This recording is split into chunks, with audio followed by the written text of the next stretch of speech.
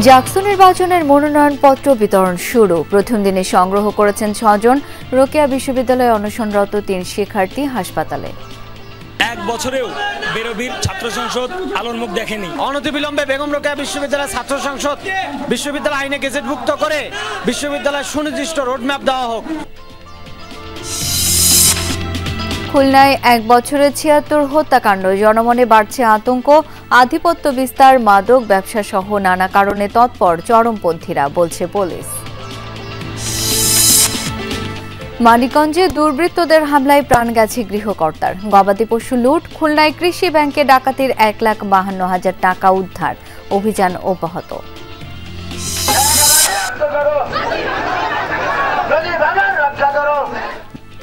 হুমকির মুখে মানিকগঞ্জের পাটুরিয়া ঘাট এলাকা। পদ্মার ভাঙনে বিলীন লঞ্চ ঘাট, অসংখ্য ঘরবাড়ি। কার্যকর পদক্ষেপ নেয়ার দাবি এলাকাবাসীর। ঠাকুরগাঁয়ে সরকারি হাসপাতালে জলাতঙ্ক, ভ্যাকসিনের সংকট। বাধ্য হয়ে বাইরে থেকে কিনতে হচ্ছে বেশি দামে। কুকুরদের ARV ও জন্ম নিয়ন্ত্রণ নিশ্চিতের তাগিদ।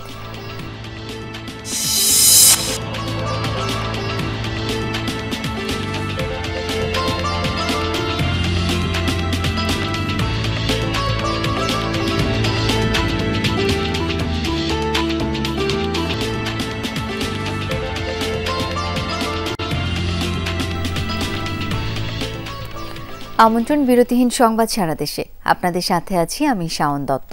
এতক্ষণ শিরোনাম দেখছিলেন। রংপুরে বেগম রোকেয়া বিশ্ববিদ্যালয়ে ছাত্র সংসদ নির্বাচন দাবির আন্দোলনের দ্বিতীয় দিনে অনশনকৃত শিক্ষার্থীদের মধ্যে কয়েকজন অসুস্থ হয়ে পড়েছেন। তাদেরকে নেওয়া হয়েছে হাসপাতালে। উপাচার্য জানিয়েছেন, বিষয়টি সুরাহার জন্য সরকারের পক্ষ থেকে 7 সদস্যের কমিটি গঠন করা হয়েছে। এদিকে জাহাঙ্গীরনগরে কেন্দ্রীয় শিক্ষার্থী সংসদ নির্বাচনের মনোনয়নপত্র বিতরণ ও জমাদান কার্যক্রম শুরু হয়েছে। প্রথম দিনে মনোনয়নপত্র সংগ্রহ করেছেন 20 প্রার্থী। রংপুরে বেগম রোকেয়া বিশ্ববিদ্যালয়ে ছাত্র সংসদ নির্বাচনের রোডম্যাপ ঘোষণার দাবিতে দীর্ঘদিন ধরেই বিভিন্ন কর্মসূচি পালন করে আসছিলেন শিক্ষার্থীরা। দাবি আদায়ে রোববার দুপুর থেকে অনশনে বসেন আন্দোলনরতরা। উপাচার্য কয়েক দফা শিক্ষার্থীদের অনশন ভাঙাতে গেলেও অনড় অবস্থানে তারা। এরই মধ্যে অসুস্থ হয়ে পড়েছেন বেশ কয়েকজন। তাদের মধ্যে কয়েকজনকে নেওয়া হয়েছে হাসপাতালে। এক বছরেও বেরোবির ছাত্র সংসদ আলোর মুখ দেখেনি। সেই জায়গা থেকে ছাত্ররা, শিক্ষার্থীরা তারা অনশনে বসেছে। অনতিবিলম্বে বেগম রোকেয়া বিশ্ববিদ্যালয়ের ছাত্র সংসদ বিশ্ববিদ্যালয় আইনে গেজেটভুক্ত করে বিশ্ববিদ্যালয়ের সুনির্দিষ্ট রোডম্যাপ দেওয়া হোক। যতদিন পর্যন্ত না সেটি করা হচ্ছে ততদিন পর্যন্ত আমরা এখানে রাজপথেই থেকে যাব।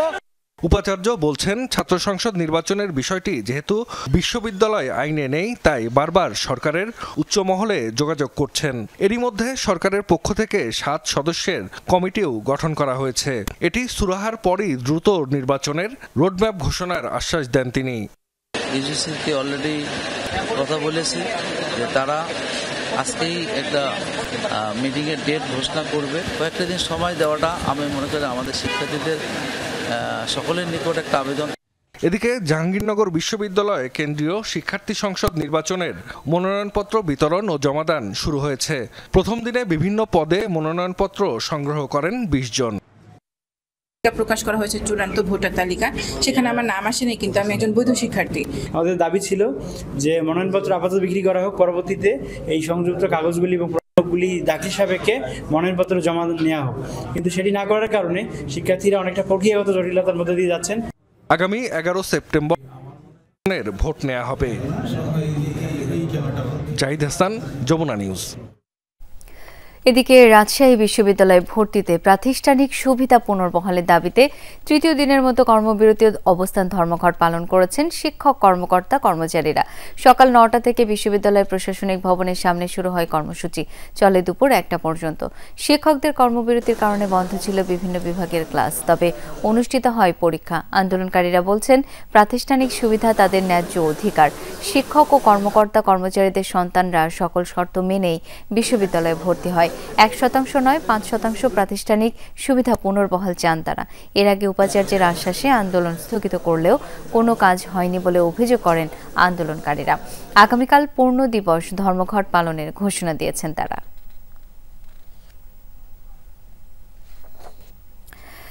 সাতক্ষীরায় শিক্ষক শফিকুর রহমানের উপর হামলার প্রতিবাদে বিক্ষোভ ও মানববন্ধন করেছে শিক্ষার্থীরা। দুপুরে সদর উপজেলার বল্লী মোহাম্মদ মুজিবুর রহমান মাধ্যমিক বিদ্যালয় থেকে বিক্ষোভ মিছিল বের হয়। বাজার ঘুরে স্কুলের সামনে মানববন্ধন করে তারা। এ সময় প্রধান শিক্ষক আজহারুজ্জামান সহ অন্যান্য শিক্ষকরা বক্তব্য রাখেন। শিক্ষক শফিকুর রহমানের উপর হামলার ঘটনার নিন্দা ও প্রতিবাদ জানান তারা।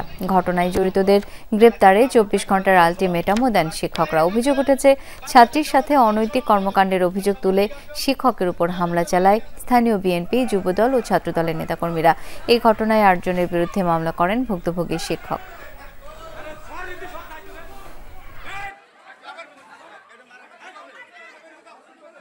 স্কুল চলাকালীন সময় যদি আমাদের স্কুলে কোনো অপ্রীতিকর নারী কেলেঙ্কারি হয়ে থাকে, এর জন্য ম্যানেজিং কমিটি আছে।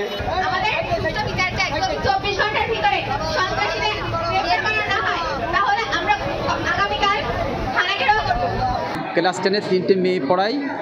গতকালকে ওই মাত্র একজন স্টুডেন্ট আসে, তার শুধুমাত্র বাংলা পড়াটা ধরে আমি বললাম, যেহেতু তুমি একা আসছো, আমি আজকে আর পড়াবো না, ওর পড়াটা চেঞ্জ করে দিয়ে বাড়ি পাঠিয়ে দিই।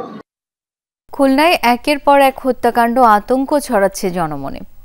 1 বছরে খুন হয়েছেন 76 জন। হত্যা চেষ্টার ঘটনা রয়েছে অন্তত 10টি। এছাড়া ছিনতাই, ডাকাতি, চাঁদাবাজির মতো অপরাধও বাড়ছে। পুলিশের ভাবনায় নতুন করে চরমপন্থীদের উত্থান। মূলত আধিপত্য বিস্তার, মাদক ও প্রতিহিংসার জের ধরে হত্যাকাণ্ড হচ্ছে বলছেন পুলিশ কর্মকর্তারা।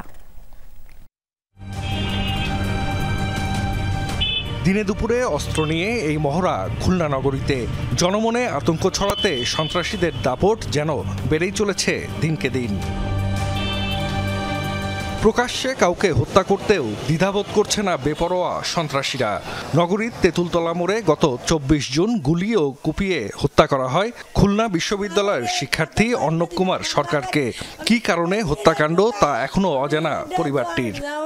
আমার বাবার গায়ে আমি কোনোদিন একটু মারিনি। ওর সাথে এমনি কোনো দ্বন্দ্ব বা কোনো কিছু জানা মতে আমি পাই নাই বা জানিও না। পুলিশ যেটা করে ওইটাই, বা দেশের আইন যেভাবে চলাচ্ছে সেইভাবে যদি চলে, আমরা চাইও কিছু করতে পারবো না, না চাইও কিছু করতে পারবো না। গত 11 জুলাই দুপুরে নিজ বাড়ির সামনে গুলি করে ও পায়ের রগ কেটে হত্যা করা হয় সাবেক যুবদল নেতা মাহবুবুর রহমানকে। এর কিছুদিন আগে রূপসার রাজাপুর গ্রামে সন্ত্রাসীদের গুলিতে নিহত হন শেখপাড়া এলাকার বাসিন্দা সাব্বির শেখ। পুলিশের খাতায় গত বছরের আগস্ট থেকে এ পর্যন্ত খুলনায় হত্যাকাণ্ড 76টি। এর মধ্যে নগরীতেই হত্যা করা হয়েছে 33 জনকে। এছাড়া হত্যা চেষ্টা, ছিনতাই, ডাকাতি, চাঁদাবাজির ঘটনাও ছড়াচ্ছে উদ্বেগ, উৎকণ্ঠা। খুলনা এখন হলো মৃত্যুপুরী নগরী হয়ে গেছে। সেই নগরীতে লোকজন সুস্থ বাস করতে এখন বাস করার কোনো কায়দা নাই। অজানা একটা ভয় কাজ করে যে কখন কি না জানি হয়। মানুষ স্বাধীনভাবে চলাফেরা করতে মানুষ ভয় পায়, কারণ কারো জীবনের কোনো নিরাপত্তা নেই। কারণ একের পর এক খুন হয়ে যাচ্ছে এবং আমরা দেখি যে গোলাগুলি হচ্ছে, অস্ত্রবাজি হচ্ছে। বেশিরভাগ ক্ষেত্রে যেটা হচ্ছে যে অপরাধীরা ধরাছোঁয়ার বাইরে থেকে যাচ্ছে এবং এটার কারণে অন্য অপরাধীরা উৎসাহিত হয়। কয়েকটি হত্যার ঘটনায় চরমপন্থীদের সরাসরি জড়িত থাকার প্রমাণ মিলেছে। নতুন করে তাদের এই তৎপরতা ভাবিয়ে তুলেছে পুলিশকে। লাস্ট 5 আগস্টের পরে ওদের অ্যাক্টিভিটিস অনেক বেড়ে গেছে, এই তথ্য আমাদের কাছে রয়েছে। এবং খুলনা মহানগরীতে যদি এদের কার্যক্রম বেড়ে যায়, আমরা এদেরকে শক্ত হাতে প্রতিহত করব। কর্মকর্তারা বলছেন, গণ অভ্যুত্থানের বিভিন্ন ঘটনাবলিতে দুর্বল হয়ে পড়ে বাহিনীর মনোবল। তবে বর্তমানে আইন শৃঙ্খলা পরিস্থিতি স্বাভাবিক রাখতে আরও বেশি উদ্যোগী পুলিশ। আমরা গত জানুয়ারি থেকে জুন পর্যন্ত আমরা টোটাল 52 জন সন্ত্রাসীকে আটক করছি। তার মধ্যে শীর্ষ সন্ত্রাসী ছিল 9 জন। আমরা টোটাল 18টি আগ্নেয়াস্ত্র উদ্ধার করেছি। আমরা মনে করি যে আমাদের যে কার্যক্রমের কারণে নিঃসন্দেহে সন্ত্রাসীর তো প্রেশার আছে। নগরীতে প্রতিটি হত্যার ঘটনায় আসামি শনাক্ত হয়েছে বলেও দাবি পুলিশের। জাহিদ হাসান, যমুনা নিউজ। ডাকাতিতে বাধা দেয়ায় বাড়ির মালিককে কুপিয়ে হত্যা করে ডাকাত দল। এরপর খামার থেকে লুট করে গরু। ঘটনাটি ঘটেছে মানিকগঞ্জের সিংগাইরে। পুলিশ জানায় ভোররাতে 10 থেকে 12 জনের ডাকাত দল সিংগাইর উপজেলার তালেবপুর গ্রামের মহরউদ্দিনের বাড়িতে হানা দেয়। গোয়ালঘর থেকে গরু লুটের সময় বাধা দেয় মহরউদ্দিন। ধারালো অস্ত্র দিয়ে মহরকে কুপিয়ে জখম করে তারা। সাভারে একটি বেসরকারি হাসপাতালে নেওয়া হলে মহরউদ্দিনের মৃত্যু হয়। এ ব্যাপারে লিখিত অভিযোগের ভিত্তিতে মামলা নেওয়া হয় বলে জানায় পুলিশ। মারছে রাতে গরু নেওয়ার সময় মহরে মাইরা বাইরে ফেলাই দিয়ে গেছে। এক ছেলের দাবার দিছে, আর এক ছেলে দুই ছেলের দুই দিকে দাবার দিছে। খুলনায় কৃষি ব্যাংকের ভল্ট ভেঙে লুট হওয়া 16 লাখ টাকার মধ্যে মাত্র 1,52,000 টাকা উদ্ধার করা হয়েছে। দুপুরে সংবাদ সম্মেলনে পুলিশ জানায় গতকাল সন্ধ্যায় রূপসার বাগমারা এলাকা থেকে ইউনুস শেখ নামে একজনকে গ্রেপ্তার করা হয়। পরে তাকে নিয়ে অভিযান চালিয়ে এই অর্থ উদ্ধার করে। লুট হওয়া বাকি টাকার সন্ধানে অভিযান চলছে। এর আগে শুক্রবার ভোরের দিকে গেট ভেঙে কৃষি ব্যাংকের রূপসাঘাট শাখায় ঢোকে দুর্বৃত্তরা। ভল্ট ভেঙে লুট করে 16 লাখ টাকা। এ ঘটনায় শনিবার রাতে অজ্ঞাতদের আসামি করে মামলা করেন শাখা ব্যবস্থাপক।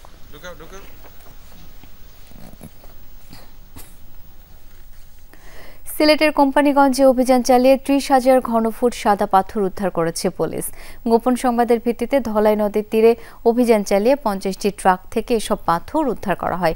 পুলিশ জানায় কদিন আগেই ভোলাগঞ্জ পর্যটন স্পট থেকে পাথরগুলো লুট করা হয়। পরে ট্রাকে করে সেগুলো অন্যত্র সরিয়ে নেওয়ার চেষ্টা করছিল লুটকারীরা।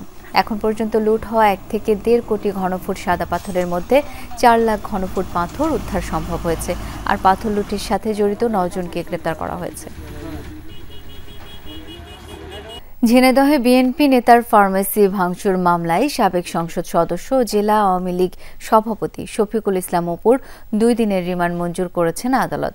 দুপুরে চিফ জুডিশিয়াল ম্যাজিস্ট্রেট আদালতে হাজির করে তার 2 দিনের রিমান্ড আবেদন করে পুলিশ। শুনানি শেষে মঞ্জুর করেন বিচারক। এর আগে রোববার রাতে রাজধানীর ধানমন্ডির বাসা থেকে অপুকে গ্রেপ্তার করা হয়। পরে তাকে নেওয়া হয় ঝিনাইদহে। গণঅভ্যুত্থানে হামলা সহ অপুর বিরুদ্ধে 3টি মামলা রয়েছে বলে জানিয়েছে পুলিশ। গত বছরের 5 আগস্টের পর গা ঢাকা দেন ঝিনাইদহ 2 আসনের সাবেক সংসদ সদস্য শফিকুল ইসলাম অপু।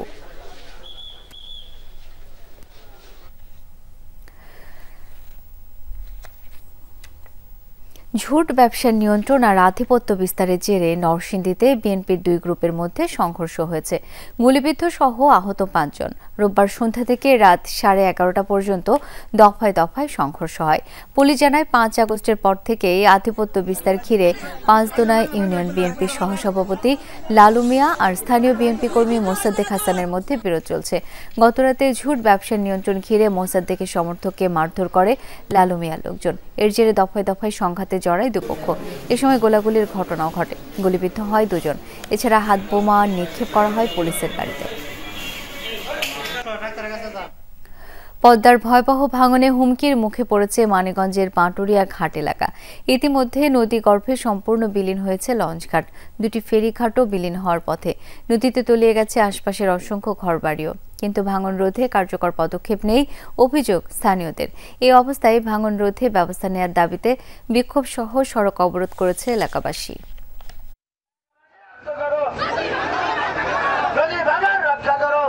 নদী ভাঙন থেকে ভিটেমাটি রক্ষার দাবিতে রাস্তায় নেমেছেন এলাকাবাসী। পদ্মার উত্তাল স্রোতে প্রতিদিনই ভাঙছে পাটুরিয়া ঘাট এলাকা। এরই মধ্যে নদীতে বিলীন হয়েছে লঞ্চ ঘাট। হুমকির মুখে 3টি ফেরিঘাট। আশপাশের গ্রামীণ বসতিও ভাঙনে বিলীন হচ্ছে। গত কয়েকদিনে নদীতে তলিয়ে গেছে 27টি বসতঘর। তাই দুশ্চিন্তায় স্থানীয়রা। 3টা ঘাটই আমরা ঝুঁকির মধ্যে আছি এবং ঝুঁকির মধ্যে আমরা সংকটজনক অবস্থায় আছি।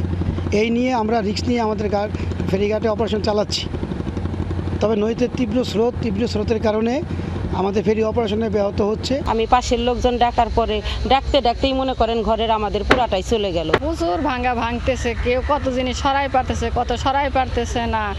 গ্রামবাসীর অভিযোগ একটু একটু করে ভয়াবহ রূপ নিচ্ছে ভাঙন। কিন্তু গুরুত্বপূর্ণ এই ঘাট এলাকা রক্ষায় বিআইডব্লিউটি এর নেই কার্যকর উদ্যোগ। আসলে বেশ কিছুদিন যাবতীয় নদী ভাঙছে। প্রত্যেক দিনই 1-8 জনের বাড়ি নদীতে বিলীন হয়ে যাচ্ছে। তাদের উদাসীনতার কারণে অনেক বাড়িঘর আজকে একেবারে বিলুপ্তি হয়ে গেছে। কোনো তৎপরতা নাই, এরা শুধু সুযোগ সুবিধা ভোগ করতেছে, কিন্তু ঘাট ভাঙা রোধে এদের কোনো নাই, পদক্ষেপ নাই। এদিকে ভাঙন প্রতিরোধে ব্যবস্থা গ্রহণ নিয়ে চলছে প্রশাসনিক জটিলতা। ঘাট এলাকা রক্ষায় পানি উন্নয়ন বোর্ড নাকি বিআইডব্লিউটিএ পদক্ষেপ নেবে তা নিয়ে চলছে টানাপোড়েন। যে পরিমাণ ভাঙনের প্রবণতা, এটা পানি উন্নয়ন বোর্ড, ওই বিষয়ে পানি উন্নয়ন বোর্ড আসতে হবে। নদী শাসনের কাজটা সম্পূর্ণ পানি উন্নয়ন বোর্ড করে। এখন বিআইডব্লিউটি নদী শাসনের কাজ করে না। বিআইডব্লিউটির কাজ হলো ঘাট, যেহেতু বিআইডব্লিউটির কাজ হলো ঘাট ফেরিঘাটগুলো রক্ষা। লঞ্চঘাটে যে ভাঙন কবলিত হচ্ছে সেই 2 কিলোমিটার জায়গাটুকু বিআইডব্লিউটি কর্তৃক পরিচালনা রক্ষণাবেক্ষণ করে থাকে। বাংলাদেশ পানি উন্নয়ন বোর্ড মানে যে যদি কোনো ধরনের সার্বিক সহযোগিতার প্রয়োজন পড়ে, অর্থাৎ কারিগরি সহযোগিতার প্রয়োজন হয়, পানি উন্নয়ন বোর্ড কারিগরি সহযোগিতা প্রদান করতে প্রস্তুত রয়েছে। ঊর্ধ্বতন কর্তৃপক্ষের নির্দেশনাতেই ভাঙন প্রতিরোধে যৌথভাবে কাজ করবে পানি উন্নয়ন বোর্ড ও বিআইডব্লিউটিএ, আশা এই কর্মকর্তার।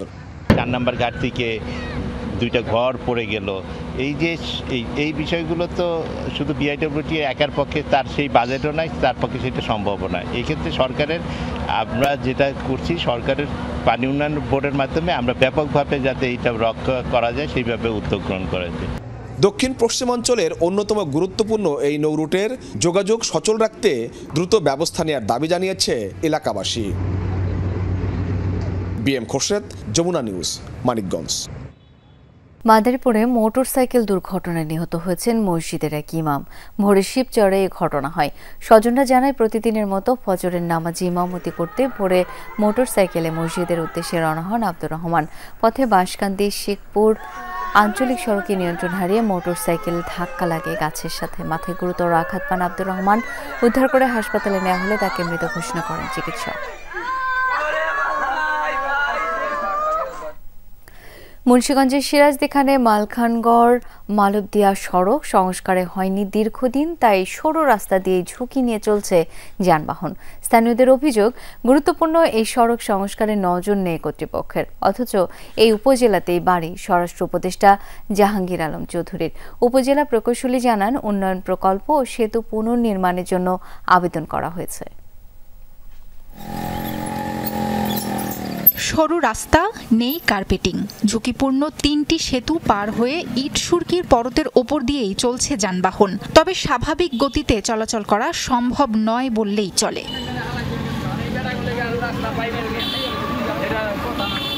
মুন্সিগঞ্জের সিরাজদিখানে মালখানগর মালবদিয়া 2 কিলোমিটার সড়কটি দিয়ে প্রতিদিন অন্তত 4000 মানুষের চলাচল। জেলা শহর কিংবা আশপাশের উপজেলায় যেতেও ব্যবহার হয় সড়কটি। বিকল্প পথে গেলেও ঘুরতে হবে অন্তত 5 কিলোমিটার, তাই বেশিরভাগ মানুষের যাতায়াত এই পথেই। স্থানীয়দের অভিযোগ, গত 5 বছরে কোনো সংস্কার হয়নি সড়কটির, অথচ আশপাশের এলাকার বিভিন্ন রাস্তার কাজ করেছে কর্তৃপক্ষ। ভাঙ্গাচুরা রাস্তা, ব্রিজে 2টা গাড়ি পাস হয় না, একবার আসে একবার যায়, এরকম করতে করতে প্রায় আজ 7 থেকে 8 মাস পর্যন্ত কোনো কাজের কোনো কিছু হয় না। বিল্ডিং ধুলা ময়লায় দিয়ে থাকে, কোনো কাজ করতে পারতাছি না, বাড়িতে পোলাবাই ভালোভাবে থাকতে পারতাছে না। অভিযোগ আছে, নিজ বাড়ির পাশের খাল ভরাট করে সড়কটি সরু করে ফেলেছেন স্থানীয় ইউপি চেয়ারম্যান আব্দুল করিম। সড়কের বিভিন্ন অংশে ঠিক নেই পরিমাপ। সেতুগুলোর এক প্রান্তে যানবাহন উঠলে অপর পাশে বাহনগুলোকে করতে হয় দীর্ঘ সময়ের অপেক্ষা। সব মিলিয়ে মাত্র 2 কিলোমিটার দৈর্ঘ্যের সড়ক দিয়ে গন্তব্যে পৌঁছাতে সময় লাগে দ্বিগুণ। রাস্তাঘাট হাঁটতে পারি না, গাড়ি ঘোড়া চলতে পারি না, মাল নিয়ে যাইতে পারি না, আমাদের মনে বহুত বিপদ আছে। আজ 1 বছর ধরে ভাঙ্গা দিয়েছে, এই রুটটার কোনো কাজ করতেছে না ভাই। হাজার হাজার মানুষের মনে করেন বিপদ, কত মানুষ যেন অ্যাক্সিডেন্ট হইতাছে, এটা কোনো ঠিকানা নাই। চিপা রাস্তা, 2টা গাড়ি যাইতে অনেক প্রবলেম হয়। তারপরে একটা বড় ডিস্ট্রিক্ট গাড়ি এলে আমরা যাইতে অনেক প্রবলেম হয়। উপজেলা প্রকৌশলী জানান, রাস্তার 2 পাশে স্থানীয়দের ঘরবাড়ি, তাই প্রশস্ত করতে হলে জমি অধিগ্রহণ করতে হবে। রোড স্ট্যান্ডার্ড হিসেবে এখন 10 থেকে 12 ফিট আছে, আর এই রাস্তাটি প্রশস্তকরণের জন্য 2 পাশে আসলে স্থানীয় ঘরবাড়ি থাকায় এটা অধিগ্রহণ করা প্রয়োজন। আমাদের প্রশস্তকরণ যে প্রকল্পটি, ওটা শেষ পর্যায়ে। যদি নতুন করে প্রশস্তকরণ প্রকল্পটি আবার রিভাইজ হয়, তাহলে সেই ক্ষেত্রে এটাকে অগ্রাধিকার ভিত্তিতে ওই প্রকল্পে দেওয়ার ব্যবস্থা করা হবে। সড়কটিতে মাঝে মধ্যেই ঘটছে ছোট বড় দুর্ঘটনা। এত বছর ধরে উন্নয়ন না হওয়ায় ক্ষুব্ধ স্থানীয়রা। সাবরিনা লিজা, যমুনা নিউজ। 5.5 মাস পর হিলস্থল বন্দর দিয়ে ভারত থেকে পেঁয়াজ আমদানি শুরু হয়েছে। গতকাল বিকেলে এসেছে প্রথম চালান। পাইকারি বাজারে প্রতি কেজি আমদানি জাত বিক্রি হচ্ছে 45 থেকে 52 টাকায়। রোববার কৃষি মন্ত্রণালয়ের খামার বাড়ি থেকে আইপি পাওয়ার পর হিলস্থল বন্দর দিয়ে পেঁয়াজ আমদানি শুরু করেন ব্যবসায়ীরা। 5টি ট্রাকে 149 টন পেঁয়াজ আমদানি হয়। এদিকে বারবার আইপির জন্য আবেদন করেও পেঁয়াজ আমদানিতে বেকায়দায় পড়েছেন ব্যবসায়ীরা। চাহিদা মাফিক আইপি দেওয়ার অনুরোধ তাদের। বলছেন সামান্য পরিমাণ পেঁয়াজ আমদানি করে বাজার নিয়ন্ত্রণে আসবে না। এদিকে আমদানির খবরে দেশের বিভিন্ন প্রান্ত থেকে পাইকারি ক্রেতারা হিলি বন্দরে আসছেন। আমদানিকারকরা জানিয়েছেন এখন থেকে এই বন্দর দিয়ে পেঁয়াজ আমদানি অব্যাহত থাকবে।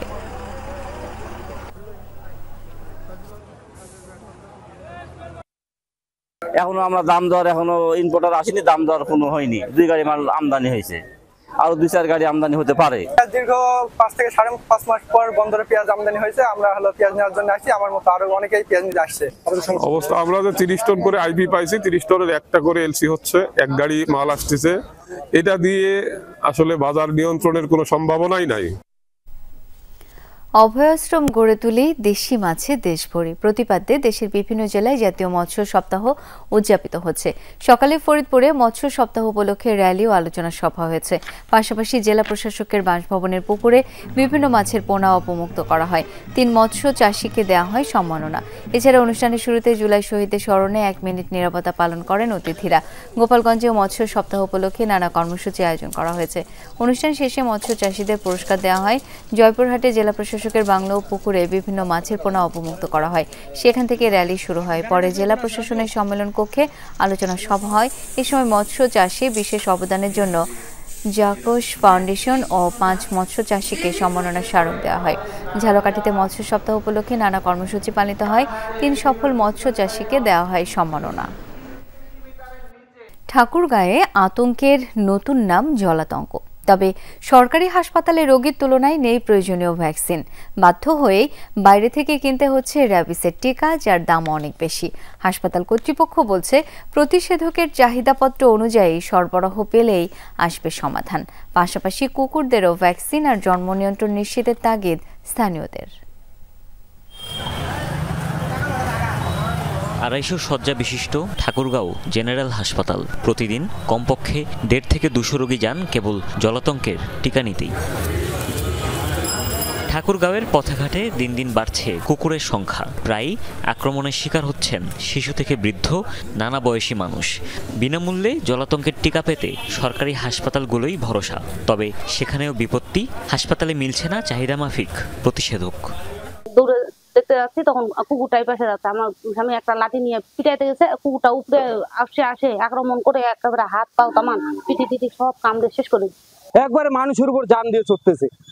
এখন এলাকার মানুষ তো অনেকে আতঙ্কিত, মানুষ অনেকে ভয় করে বাড়ি থেকে বাইরে হয় না।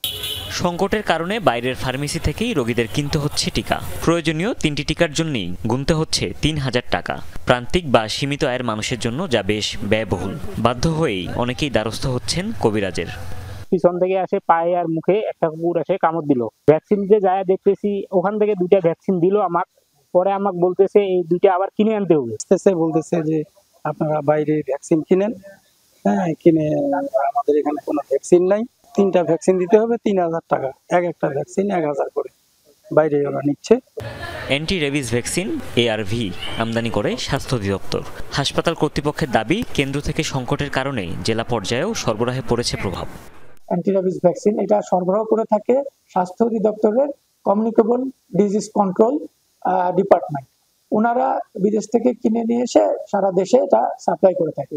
কিন্তু অনেক সময় ওই সেন্ট্রাল থেকে যখন শর্টেজ থাকে তখন অন্যান্য জেলা শহরেও এটা শর্টেজ দেখা দেয়। শুধু আক্রান্তদের ভ্যাকসিন নয়, জলাতঙ্ক রোধে পথের কুকুরদের অ্যান্টি রেবিস ভ্যাকসিন আর জন্ম নিয়ন্ত্রণও নিশ্চিত করা হয়ে থাকে। এ বিষয়ে কি পদক্ষেপ নিচ্ছে স্থানীয় প্রশাসন? উপদ্রব থেকে মানুষজনকে সুরক্ষা জন্য আসলে পৌরসভা বা ইউনিয়ন পরিষদ কাজ করতে পারে। একটু জনসচেতনতা দরকার, কারণ এই পরিবেশে আমরা ছাড়া যেসব প্রাণীরা আছে তাদেরও সুরক্ষা দরকার। স্বাস্থ্য বিভাগের তথ্য বলছে ঠাকুরগাঁও জেলায় প্রতি মাসে কমপক্ষে 3000 রোগী জলাতঙ্কে চিকিৎসা নিয়ে থাকেন। হুমায়ুন রশিদ, যমুনা নিউজ। নাটোরের নলডাঙ্গা উপজেলার ঢেউখালী গ্রামে বিশ্বাসের তেল পানি হয়ে উঠেছে সর্বরোগের মহৌষধ। প্রতি শুক্রবার স্থানীয় মসজিদের ইমাম জাহিদুল ইসলামের ফু দেয়া পানি ও তেল নিতে ভিড় করছেন সব বয়সী মানুষ। গ্রামের মানুষদের বিশ্বাস, ইমামের ফু দেয়া তেল পানিতে সেরে যাবে ক্যান্সার, পিত্তথলির পাথর সহ নানা জটিল রোগ। সচেতন মহল এটাকে শতভাগ প্রতারণা বললেও স্থানীয় প্রশাসন নীরব ভূমিকা পালন করছেন। নলডাঙ্গার চেউখালী এলাকা, ভিড় জমিয়েছেন নানা বয়সী মানুষ। কারো হাতে পানির গ্লাস, কারো বা হাতে তেলের বোতল। চারপাশে হুড়োহুড়ি চিৎকার। সবার উদ্দেশ্য একটাই, তা হলো মসজিদের ইমামের তেল ও পানি পড়া নেওয়া। বিশ্বাস, এতেই মিলবে যে কোনো ধরনের রোগ মুক্তি। আমার আম্মা ক্যান্সারের রোগী অনেক চিকিৎসা করলাম বিভিন্ন জায়গা থেকে, ভালো হয়নি। ডাক্তারের শেষ পর্যন্ত জব দিছে। এখন শেষ চিকিৎসার জন্য এখানে শুনেছি হুজুরের পানি পড়াতে সবকিছু ভালো হয়। মুখে শুনলাম এখানে নাকি স্বপনে শিখছে না কি জন্য শিখছে, কিভাবে জানে দরবেশ না কি জন্য আছে, জল টল বা তেল পড়া দেয়। সবাই বলেছে যে এখানে পানি খায় সবাই উপকার পাচ্ছে, আমি সেজন্যই পানি খেতে এসেছি। প্রতি শুক্রবার সকাল থেকে গভীর রাত পর্যন্ত চলছে তেলেসমাতি এই কারবার। আশপাশের এলাকায় ছড়িয়ে পড়েছে ঘটনাটি। এটি বিশ্বাসের তেলপানি নামে পেয়েছে পরিচিতি। ছুটে আসছেন বিভিন্ন জায়গার মানুষ। আমার বাড়ি এলাই খাইছে, খায় মানে তিনি বলছে যে আমি আরাম পাইছি অনেক। আসলে আমরা এখানে এসেছি অনেক দূর দূরান্ত থেকে, মানুষ এসে হয়রানির শিকার হয়ে যাচ্ছে। দূর দূরান্ত থেকে আসা মানুষ কিনছেন গ্লাস ও তেল, তাই চাহিদা বেড়েছে এসব সামগ্রীর। জমজমাট বেচাকেনা। অনেকে বাড়ির আঙিনায় গাড়ি রাখার গ্যারেজ বানিয়ে করছেন রমরমা বাণিজ্য। তেল, গ্লাস বিক্রি হয়, পাশাপাশি আমার মুদির দোকান আছে, স্প্রিট, জুস, আবার হরেক রকম কিছু আইটেম আছে। দেখা যাচ্ছে আমার এইখানে থেকে তেল বিক্রি হয় 200, গ্লাস বিক্রি হয় 200। কার কি রোগ তা জানা নেই চেউখালী বাইতুন নূর জামে মসজিদের ইমাম জাহিদুল ইসলামের। তবে নিজের পক্ষে তুলে ধরলেন নানা যুক্তি। কেউ বলতে পারবে না যে আমি কারোর সাথে প্রতারণা করেছি, কেউ বলতে পারবে না যে কাগজ থেকে আমি 1 টাকা খাচ্ছি। আমি আল্লাহর কাছে দোয়া করি, আল্লাহ যে আমার কাছে আসবে, হিন্দু হোক অথবা মুসলমান হোক, তুমি তাকে ঘুরে দিবে না। আল্লাহ সবকিছুর মালিক তো তুমি। আলেম ওলামারা বলছেন, ইসলামে ফু দিয়ে তেল পানি পড়ার কোনো ভিত্তি নেই। ঝাড়ফুঁকে রোগ নিরাময়ের সুযোগ নেই বলছেন চিকিৎসকরা। এই শৃঙ্খলির বিষয়টা আসলে এটা কোরআন সুন্নাহ সমর্থন করে না। হ্যাঁ, কোরআন সুন্নাহ যতটুকু ঝাড়ফুঁকের ব্যাপার আছে তার অতিরিক্ত কিছু করতে যাওয়াটা বেদাত। বিষয়টি মেডিকেল বা বিজ্ঞানসম্মত নয় বলে আমরা জানি। সম্পূর্ণ ধর্মীয় বিশ্বাস থেকে মানুষ এই ধরনের বিষয়ে ঝুঁকে যাচ্ছেন, এটি সকলকে সতর্ক হতে হবে। প্রায় 6 মাস ধরে এভাবে তেল ও পানি পড়া দিচ্ছেন জাহিদুল। এ বিষয়ে দ্রুতই ব্যবস্থা নেওয়ার আশ্বাস দিলেন ইওনো। আইন শৃঙ্খলার যদি কোনো অবনতি হয় আমি সেটা দেখব। আদারওয়াইজ সে কিসের চিকিৎসা করতেছে, ক্যান্সারের না পিত্তথলির পাথরের, এটা সম্পূর্ণটা ডাক্তারের বিষয়, এটা ডাক্তার দেখবে। That's not my part. এসব মানুষকে রোগ মুক্তির জন্য চিকিৎসকের কাছে যাওয়ার পরামর্শ দিয়েছে স্থানীয় প্রশাসন। নাজমুল হাসান, যমুনা নিউজ, নাটোর। বাংলার হাওর নদীর সাথে মিশে আছে গ্রামীণ জীবনের প্রাণের খেলা নৌকাবাইজ। বৈঠার ছন্দে ছুটে চলা নৌকা আর তীর জুড়ে হাজারো মানুষের উল্লাস, এ যেন বাঙালির এক উৎসবের মেলা।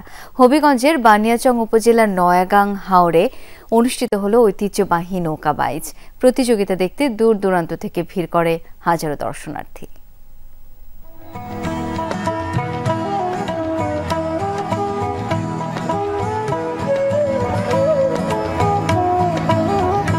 ঐতিহ্যবাহী নৌকা বাইচ খুব ভালো লাগতেছে, অনেক দর্শক হয়েছে। আশা করি প্রতি বছর আমাদের উদ্যোগে নগাঁও প্রতি বছরই এভাবে নৌকা বাইচ দেওয়া হবে। যত মানুষ আমি আজকে দেখতে পারতেছি এবং এতে কেউ বোঝা যায় যে নৌকা প্রতিযোগিতার মধ্যে মানুষের আগ্রহটা কেমন।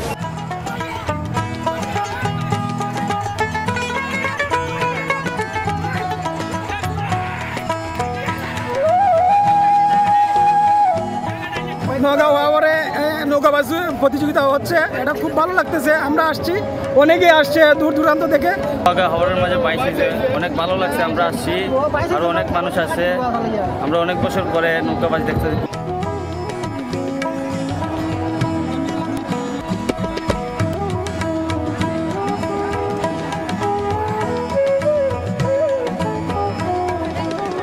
যখন দেখছি পানি একটু বাড়ছে তখন আমরা গ্রামবাসী বসে ভাবলাম যে একটা যদি এইরকম আয়োজন করা যায় তাহলে খুবই ভালো হবে।